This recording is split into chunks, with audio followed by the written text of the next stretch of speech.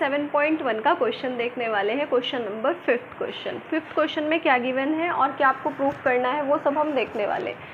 अब इस क्वेश्चन के अंदर आपको इस तरीके से एक लाइन गिवन है L, इस तरीके से, ठीक है जी, एक L लाइन गिवन है और इसमें आपको यहाँ पर जो ये लाइन आपको गिवन है L, इस लाइन L पर एक कोई B पॉइंट है, ओके जी। और अभी हम इसको देखते हैं आगे क्या दिया हुआ कि इसी लाइन पर एक एंगल बनाएंगे A, ठीक है, एक एंगल बना हुआ है A और उस एंगल का आपको ऐसे एंगल बनाना है। तो एंगल बनाने के लिए आपको एक लाइन ये चाहिए, एक लाइन ये चाहिए। इस लाइन L पर एक पॉइंट है आपका B और वो इस तरीके से है कि वो इस वाली लाइन पर, अगर मैं इसको Q नाम दूँ तो इस वाली लाइन पर यानी AQ पे परपेंडिकुलर ड्रॉ कर रहा है और अगर मैं इधर P का नाम दूँ तो यहाँ पर भी वो परपेंडिकुलर ड्रॉ कर रहा है। आपको प्रूफ ये करना है कि APP यानी कि ये वाला और AQB कॉन्ग्रेंट दिखाना है। तो चलिए स्टार्ट करते हैं, कॉन्ग्रेंसी के रूल पे चलते हैं। सबसे पहले कैसे इसको सॉल्व करेंगे, सबसे पहले हम आएंगे सॉल्यूशन पे। सॉल्यूशन पे आने के बाद हम सबसे पहले पिक करते हैं ट्राइंगल। तो ट्राइंगल लिया in triangle APB and triangle AQB। अब आपको यहाँ से क्या पता चला कि AB इसमें भी आ रही है और AB इसमें भी आई है। दैट मीन्स कि जो हमारी AB लाइन हुई इस ट्राइंगल के अंदर वो कैसी हो गई, कॉमन हो गई। Very simple to know. हमने ट्राइंगल को जब बोल रहे थे या लिख रहे थे तभी हमने क्रॉसपॉन्डिंग पार्ट पिक कर लिया। नेक्स्ट आपको यहाँ पर गिवन है ये वाला 90 डिग्री और ये वाला 90 डिग्री, ये भी ऑलरेडी गिवन है। तो चलिए चेक करते हैं कैसे इसको हम पढ़ेंगे नाम को, BQA। तो एंगल BQ यहाँ से BQA और ऐसे ही फिर अब हम इधर से पढ़ेंगे BPA, एंगल BPA और क्या प्रॉपर्टी 90 डिग्री और ये क्या है गिवन है आपको। अब ये क्या है, हमारा एंगल है तो हम यहाँ A लिख देंगे। अगर आपने इंट्रोडक्शन नहीं देखा तो पहले इस चैप्टर को स्टार्ट करने से पहले आप इंट्रोडक्शन जरूर देखिए। ये हमारी कॉमन साइड थी तो इसमें हमने S लिख दिया।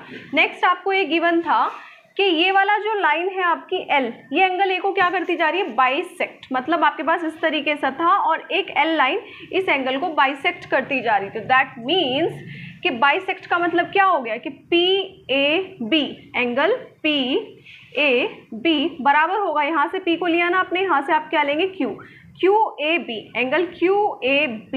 ये क्या हो जाएंगे हमारे, ये भी आपको गिवन है।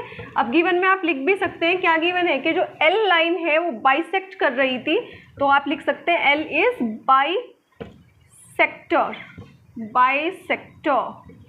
Of angle A।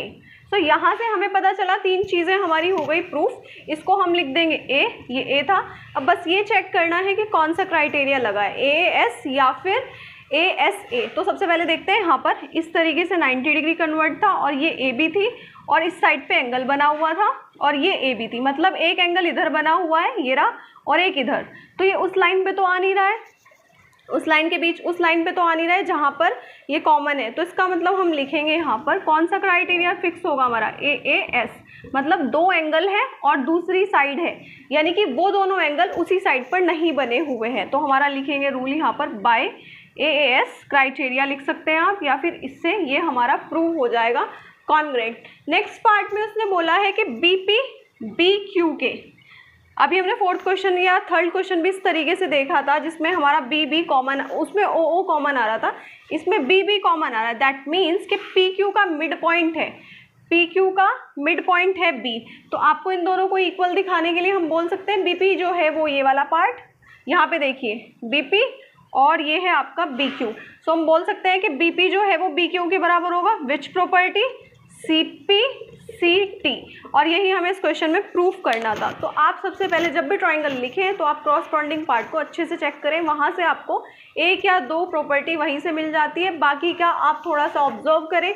So you can find the properties और फिर क्राइटेरिया चेक करें। क्राइटेरिया में भी आप ये सबसे पहले चेक करें कि मिड में कोई साइड तो नहीं आ रही है, मिड में कोई एंगल तो नहीं आ रहा है, उसके बाद आप क्राइटेरिया लिखिए और दैट्स इट। अब हम आते हैं 6th क्वेश्चन पे। 6th क्वेश्चन में आपको मैंने दो ट्राइंगल हाईलाइट कर दिए हैं, एक ब्लैक मार्कर से और एक ब्लू मार्कर से। इसमें आपको इन दो ट्राइंगल का BC पार्ट और आपको DE पार्ट यानी ये वाला इक्विवेलेंट दिखाना है। तो BC और DE पार्ट अगर हम हाईलाइट करें इसको ज़रा सा, तो कौन कौन सा पार्ट है, ये वाला BC और आपका DE यानी कि ये वाला, इसको हम 3 लाइन से डिनोट कर देते हैं। ये आपको क्या दिखाना है, इक्वल दिखाना है। तो ये विदाउट कॉन्ग्रुएंसी 2 ट्राइंगल को दिखाए तो हम पॉसिबल नहीं कर पाएंगे। तो हमें वो 2 ट्राइंगल लेने होंगे जिनमें ये दोनों हमारे साइड्स आ रही होंगी। तो अब हम सबसे पहले इस क्वेश्चन को करने से पहले, आंसर लिखने से पहले 2 ट्राइंगल पिक करेंगे। ट्राइंगल लिया हमने, जैसे मान लीजिए BA, ट्राइंगल BAC। अब जब मैंने ये पॉइंट यहाँ से लिया और दूसरा ट्राइंगल हम लेंगे DAE, ट्राइंगल DAE। चलिए अब इसमें कुछ देखते हैं। पहले तो हम ये देखते हैं कि क्या कुछ कॉमन पार्ट हमें इसमें दिखाई पड़ रहा है। सो हमें इसके नेम में कुछ भी ऐसा नहीं दिखाई पड़ रहा जिसको हम डायरेक्टली यूज़ कर लें। सो अब हम देखेंगे सबसे पहले क्या क्या गिवन है। तो हमें गिवन है कि जो AB लाइन है हमारी, ये वाली जो AB लाइन है वो आपकी इक्वल है किसके, इसके AD के, राइट। सो अगर हम बात करें, देखिए यहाँ पे ये वाली लाइन आपको दिखाई पड़ रही है। सो जो AB लाइन है वो आपकी इक्वल है AD के, ये आपको गिवन है।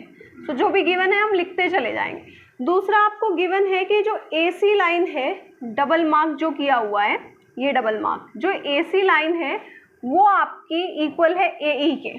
क्लियर यहाँ तक, ये भी आपको गिवन है। अब 2 चीज़ें तो हमें गिवन थी। अब थर्ड हम फाइंड आउट करते हैं क्या हमें मिलेगा। अब इस वाले एंगल की अगर मैं बात करूं, लुक एट दिस ट्राइंगल, इस ट्राइंगल का इतना सा एंगल, ये वाला एंगल अगर हम बात करें कि अगर हम इसको 1 मान लें और इसको 2 मान लें, इसको 1 और इसको 2, ये भी हमें क्या दिए हुए हैं, इक्वल गिवन है। तो तीसरी चीज़ में हमें क्या गिवन है कि जो ये वाला एंगल है आपका, इसको 1 माना, अगर सपोज इसको 2 माना तो ये इक्वल है। लेकिन ये पूरा एंगल नहीं बना रहा। ये कितना एंगल बना रहा है, सिर्फ इतना सा पार्ट, सिर्फ इतना सा पार्ट बना रहा है। हमें ये पूरा चाहिए, पूरा चाहिए ना। अगर आप ब्लैक वाली लाइन को देखें तो पूरा यहाँ पे ब्लैक वाली लाइन से इतना सा हिस्सा आपको और जोड़ना पड़ेगा, तब ये पूरा एंगल बनेगा, ये ए एंगल। और इसी तरीके से अगर मैं इधर बात करूँ तो इधर भी इतना सा हिस्सा आपको और जोड़ना पड़ेगा, तब आपको इस साइड वाले, इस वाले ट्राइंगल के अंदर ही पूरा एंगल मिलेगा। इसको हम एंगल 3 मान सकते हैं। इतने से पार्ट को अगर हम 3 मान लें, एंगल 1 एंगल 2 के बराबर था, राइट। ये तो क्या था, हमें गिवन था। और अगर हम दोनों, क्योंकि इतना सा पार्ट दोनों में आ रहा है और इक्वली आ रहा है, तो दोनों पार्ट्स, दोनों एंगल में एंगल 3 मान लेते हैं फॉर सपोज, दोनों में प्लस कर देते हैं, तो वी विल गेट दैट। हमें ये पता चलता है कि अगर हम इक्वल पार्ट्स में कुछ इक्वल प्लस कर दे दोनों साइड, तो वो भी इक्वल होता है। तो अब हमें पूरा एंगल क्या मिल गया, BAC। तो एंगल BAC बराबर किसके मिल गया हमें। इसी तरीके से हम इसका क्रॉसपॉन्डिंग पार्ट भी चेक करेंगे। तो इसका क्रॉसपॉन्डिंग पार्ट क्या होगा, DAE। तो एंगल DAE ये क्या है हमारा एंगल। अब देखना ये है, ये S है, ये भी S है और ये A है।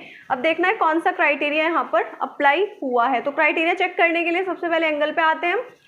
इस तरीके से था, यहाँ पे एंगल बना हुआ था, ये वाला एंगल था और ये साइड थी और ये वाली साइड थी। तो 2 साइड के बीच में हमें क्या मिल गया, वो एंगल। तो कौन सी प्रॉपर्टी लगाएंगे, SAS क्राइटेरिया से ये दोनों ट्राइंगल हमारे जो हमने पिक किए थे BAC बराबर कॉन्ग्रुएंट हो जाएंगे एंगल DAE के। होप यू अंडरस्टैंड हमने क्या किया। हमें क्या गिवन था, इतना एंगल इसके इक्विवेलेंट, और ये बस इतना सा हिस्सा जो इन दोनों एंगल को पूरा कर देता, वो नहीं गिवन था। उसको हमने 3 मान लिया, दोनों साइड में हमने इसको प्लस कर दिया, क्योंकि हम इक्वल पार्ट में इक्वल चीज़ प्लस कर देते हैं तो कोई इम्पैक्ट नहीं पड़ता। उससे हमने देखा कि दोनों साइड के बीच में एंगल आ रहा है, तो कौन सा क्राइटेरिया लगा दिया, SAS क्राइटेरिया। हमें एक और चीज़ निकालनी थी कि आपको प्रूफ करना था कि BC DE के बराबर है। तो अब हम कह सकते हैं कि जो BC है वो हमारा DE के बराबर है। कौन इसमें पार्ट में भी आ रहा है, ट्राइंगल के पार्ट में भी आ रहा है।